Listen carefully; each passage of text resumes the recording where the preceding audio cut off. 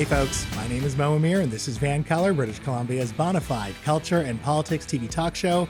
Tonight, Fiona Forbes will be here to turn your Blue Monday into a Blue Fun Day. Plus, John Valiant will beam in from Orange County to discuss what lessons BC can draw from the devastating wildfires in Southern California. But first, we have to talk about U.S. President-elect Donald Trump.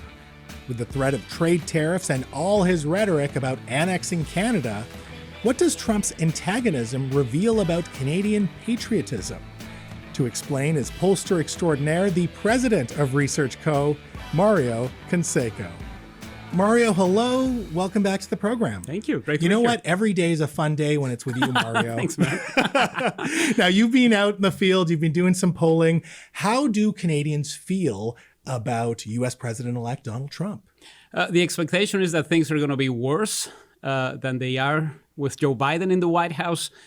What is interesting is there's an age divide that we haven't seen before. I mean, we have the 55 and over saying they're expecting terrible things to happen now that he's back in the White House. But young people give him the benefit of the doubt. And it's similar to what we've seen when we ask Canadians about joining the United States. Should your own area join the U.S.? And it's the 18 to 34-year-olds who are saying, this is not a bad idea at all. So the young people are the most traitorous? Is that what you're saying? It's one way of saying it. I mean, part of what we're seeing is a sense of desperation with the lack of solutions. And this is something that has changed the way young people relate to politics. If you're 18 to 34 at this particular stage, you're more likely to say that you're voting for the Conservatives. This is different from what we saw during the Stephen Harper years, right, when the over 55s were the one that were carrying those governments through. Wow. What you're saying is I'm uncool now. Well, our generation has always been uncool. You know, part of the problem with being a Generation Xer, maybe it was all of that Nirvana and Soundgarden that we listened to when we were younger.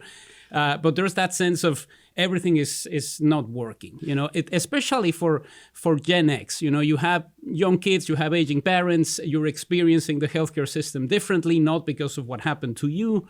Education, questions like that. And this is why we're seeing that generation turning also a little more conservative than in the past.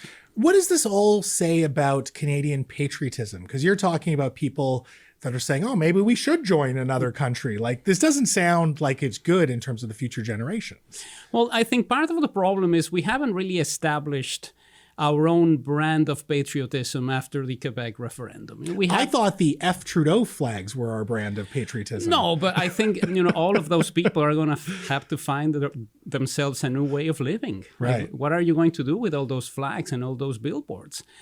Part of the complexity is, you know, you could point to 2010 and the gold medals and everything that happened when Vancouver hosted the Winter Olympics. But it's that identity that is kind of missing. And if the only identity that you have is that everything is torn and everything is broken and what we need is to change whoever is calling the shots, take a look at what is happening in the city of Vancouver if you want to learn how things might go a year from now. What do you mean? Well, it's not as easy as just saying we're going to change somebody. Somebody else is going to come in and suddenly crime is going to work and everything is going to be fine. I think that is going to be the key issue for the first 6 months of the Donald Trump government now. You know, you said solutions were easy. You said my grocery bill was going to come down. You said gas was going to be $2.50 a gallon.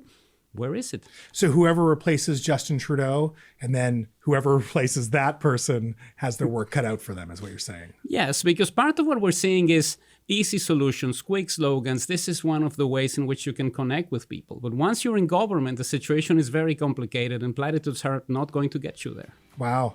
Mario, a pleasure as always. Thanks so much for your time tonight. My pleasure, Mo, anytime. Folks, my favorite pollster, the best in the business, the president of Research Co., Mario Canseco. Now, after some business, the horrific images we've seen out of Southern California are a reality that we know all too well here in BC and in Canada. Is there anything new we can learn? We'll talk about it up next.